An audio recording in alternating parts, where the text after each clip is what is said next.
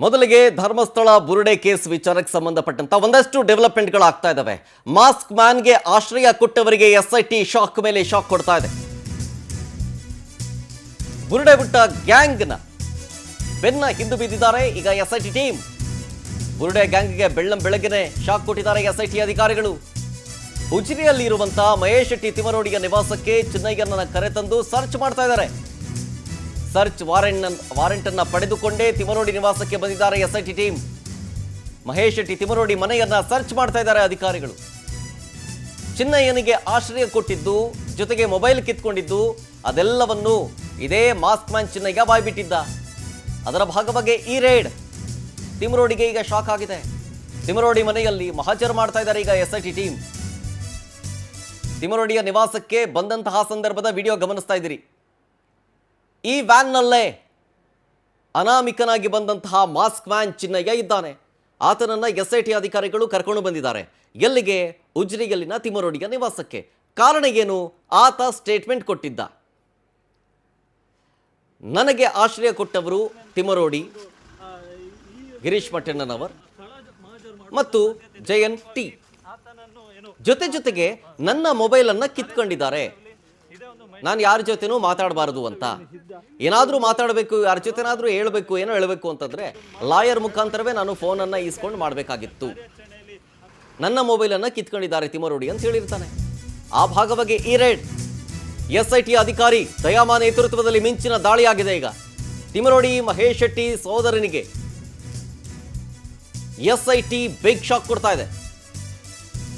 ತಿಮ್ಮನ ಸೋದರ ಮೋಹನ್ ಕುಮಾರ್ ಶೆಟ್ಟಿ ನಿವಾಸದಲ್ಲೂ ತಲಾಶೆ ಮಾಡಲಾಗಿದೆ. ಎರಡೂ ಮನೆಯಲ್ಲೂ ಎಸ್ಐಟಿ ಅಧಿಕಾರಿಗಳು ಶೋಧ ಕಾರ್ಯವನ್ನು ನಡೆಸ್ತಾ ಇದ್ದಾರೆ. ಎರಡು ಮನೆಯ ಸಿಸಿಟಿವಿ ಹಾರ್ಡ್ ಡಿಸ್ಕ್ ವಶಕ್ಕೆ ಪಡೆದಿದೆ ಎಸ್ಐಟಿ ಟೀಮ್. ಮಹೇಶ್ ಶೆಟ್ಟಿ ತಿಮರೋಡಿ, ಮೋಹನ್ ಕುಮಾರ್ ಮನೆಯ ಸಿಸಿಟಿವಿ ಹಾರ್ಡ್ ಡಿಸ್ಕ್ ಅನ್ನು ಕೂಡ ವಶಕ್ಕೆ ಪಡ್ಕೊಂಡಿದ್ದಾರೆ. ಆಶ್ರಯ ಕೊಟ್ಟಿದ್ದಾನೆ ಅನ್ನೋದಕ್ಕೆ ಕೇವಲ ಅನಾಮಿಕನ ಅಂದ್ರೆ ಆ ಚಿನ್ನಯ್ಯನ ಸ್ಟೇಟ್ಮೆಂಟ್ ಸಾಲಲ್ಲ. ಐ ವಿಟ್ನೆಸ್ ಬೇಕಾಗುತ್ತೆ, ಇಲ್ಲ ಅಂತಂದ್ರೆ ಟೆಕ್ನಿಕಲ್ ಎವಿಡೆನ್ಸ್ ಬೇಕಾಗುತ್ತೆ. ಈಗ ಈ ಸಿಸಿಟಿವಿಯ ಹಾರ್ಡ್ ಡಿಸ್ಕ್ನಲ್ಲಿ ಈ ಚಿನ್ನಯ್ಯ ಬಂದು ಹೋಗಿರೋ ವಿಡಿಯೋ ಕೂಡ ಸೇರಿ ಆಗಿರುತ್ತೆ. ಅದು ಸಾಕ್ಷಿಯಾಗಿ ಪರಿಗಣಿಸ್ತಾರೆ. ಜೊತೆಗೆ ಮೊಬೈಲ್, ಇದೇ ಚಿನ್ನಯ್ಯನ ಮೊಬೈಲನ್ನು ತಿಮರೋಡಿ ಕಿತ್ಕೊಂಡಿದ್ದಾರೆ, ಇಟ್ಕೊಂಡಿದ್ದಾರೆ ಅಂತೇನೋ ಹೇಳಿಕೆ ಕೊಟ್ಟಿರ್ತಾನೆ ಚಿನ್ನಯ್ಯ. ಹಾಗಾಗಿನೇ ಎಸ್ಐಟಿ ಟೀಮ್ ಸರ್ಚ್ ವಾರೆಂಟನ್ನು ಇಟ್ಕೊಂಡೇ ಬಂದು ಶೋಧ ಕಾರ್ಯವನ್ನು ನಡೆಸಿದ್ದಾರೆ. ಡೀಟೇಲ್ಸ್ ಕೊಡ್ತಾರೆ ಇನ್ನಷ್ಟು ನಮ್ಮ ವಿಶೇಷ ಪ್ರತಿನಿಧಿ ಅರುಣ್, ಡೆಸ್ಕಿಂದ ನೇರ ಸಂಪರ್ಕದಲ್ಲಿ. ಅರುಣ್, ಬುರುಡೆ ಬಿಟ್ಟಂತ ಕೇಸ್ ವಿಚಾರಕ್ಕೆ ಸಂಬಂಧಪಟ್ಟಂತೆ ಈಗ ಚಿನ್ನಯ್ಯ ಒಂದಷ್ಟು ವಿಚಾರಗಳನ್ನ ಬಾಯ್ಬಿಟ್ಟಿದ್ದ. ಆಶ್ರಯ ಕೊಟ್ಟಿದ್ದರ ಬಗ್ಗೆ, ಮೊಬೈಲ್ ಕಿತ್ಕೊಂಡಿದ್ದರ ಬಗ್ಗೆ. ಸೊ ಈಗ ಸರ್ಚ್ ವಾರೆಂಟ್ ಅನ್ನ ಇಟ್ಕೊಂಡೇ ತಿಮರೋಡಿಯ ನಿವಾಸಕ್ಕೆ ಎಂಟ್ರಿ ಕೊಟ್ಟಿದ್ದಾರೆ. ತಲಾಶ್ ಮಾಡುವಂತ ಸಂದರ್ಭದಲ್ಲಿ ಮೊಬೈಲ್ ಸಿಕ್ಕೋರ ವಿಚಾರಕ್ಕೆ ಸಂಬಂಧಪಟ್ಟಂತೆ ಜೊತೆಗೆ ಆತನ ಸೋದರ ಮನೆಯಲ್ಲೂ ಶೋಧ ಕಾರ್ಯ ಮಾಡಿದ್ದಾರೆ. ಏನೇನು ಡೆವಲಪ್ಮೆಂಟ್ ಆಗ್ಬೋದು ಈ ವಿಚಾರ? ಶರತ್, ಇಡೀ ವಿವಾದದ ಕೇಂದ್ರ ಬಿಂದು ಆಗಿರುವಂಥದ್ದೇ ಮಹೇಶ್ ಶೆಟ್ಟಿ ತಿಮರೋಡಿಯ ಮನೆ. ಅದು ಉಜಿರೆಯ ಸಮೀಪ ಇರುವಂಥ ತಿಮರೋಡಿಯಲ್ಲಿರುವಂತಹ ಮಹೇಶ್ ಶೆಟ್ಟಿಯ ನಿವಾಸ ಏನಿದೆ, ಈ ನಿವಾಸವೇ ಎಲ್ಲ ಷಡ್ಯಂತ್ರಗಳ ಕೇಂದ್ರ ಬಿಂದು.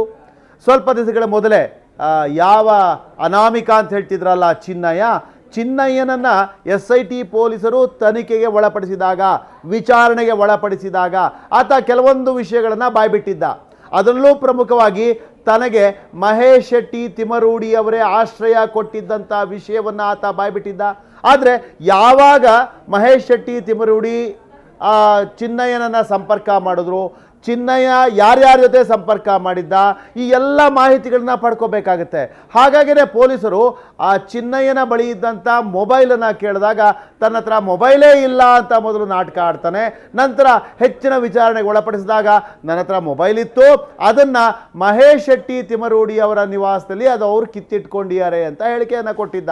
ಹಾಗಾಗೇ ಈಗ ಪೊಲೀಸರು SIT ಪೊಲೀಸರು ಯಾವ ದೂರುದಾರ, ಸಾಕ್ಷಿದಾರ ಅಥವಾ ಮಾಫಿ ಸಾಕ್ಷಿದಾರ ಆಗಿರುವಂಥ ಚಿನ್ನಯ್ಯನನ್ನು ಕರೆದುಕೊಂಡು ಈಗ ತಿಮರೋಡಿಯ ನಿವಾಸಕ್ಕೆ ಬಂದಿದ್ದಾರೆ. ತಿಮರೋಡಿಯ ನಿವಾಸಕ್ಕೆ ಬರಬೇಕಾದ್ರೆ ಸಂಪೂರ್ಣ ಅಸ್ತ್ರ ಶಸ್ತ್ರ ಸಜ್ಜಿತರಾಗೇ ಬಂದಿದ್ದಾರೆ.